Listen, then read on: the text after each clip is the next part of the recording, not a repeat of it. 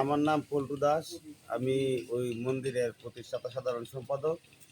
আমি ৩ বছর ওই মন্দিরের দায়িত্ব পালন করেছি। তো শারদীয় দুর্গোৎসব ২০২৫ আমরা নতুন কমিটি গঠন করে তাদের নেতৃত্বে আমরা পূজা উপভোগ করার চেষ্টা করছি। আর আমাদের সার্বিক সহযোগিতা করছে আমাদের ৮ নং ওয়ার্ড বিএনপির সাধারণ সম্পাদক মোহাম্মদ গোলাম মুস্তফা ভাই এবং ইউনিয়ন পর্যায়ের অনেক নেতৃবৃন্দ অনেক সময় আমাদেরকে খোঁজখবর নিচ্ছে।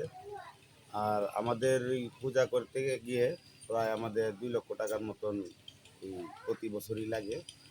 আর আমাদের মন্দিরের বিষয়টা হলো গিয়া, আমাদের যে মন্দিরটা এটা শুধু ওয়াল পর্যন্তই করা, উপরে কোনো ছাদও নাই, কোনো টিনও নাই। আমরা চাই যে ওই আটপাড়া উপজেলা প্রশাসনের মাধ্যমে আমরা যেন ওই মন্দিরের ওই ছাদের ব্যবস্থা পাই। উপজেলা প্রশাসন হওয়ার কোনো আশঙ্কা নাই, যেহেতু স্থানীয় নেতৃবৃন্দ সবসময় আমাদেরকে পাশে থাকছে এবং সবসময় তারা নিজ দায়িত্বে ওই আইন শৃঙ্খলা বজায় রাখার জন্য তারা সবসময় আছে। পুলিশ আছে, পাশাপাশি গ্রাম পুলিশও আছে। সবাই উপজেলা প্রশাসনের খোঁজখবর নিচ্ছে। আর একটা ঘাটতি আছে আমাদের বিদ্যুতের। কালকে মনে করুন যে ২৮ তারিখ সারা রাত্র গেছে, মাত্র ৩০ মিনিট বিদ্যুৎ ছিল। এখন আজকে যে কি হয় তা তো আমি এখন বলতে পারতেছি না, বিদ্যুৎ নাই। কিন্তু বিদ্যুৎটা যদি ঠিক মতো না দেওয়া হয় তাহলে আমরা যেমন পূজা এই সত্তার বিষয় আছে, ওইটাও তো আমরা একটা ঝুঁকিতে বুঝে থাকি।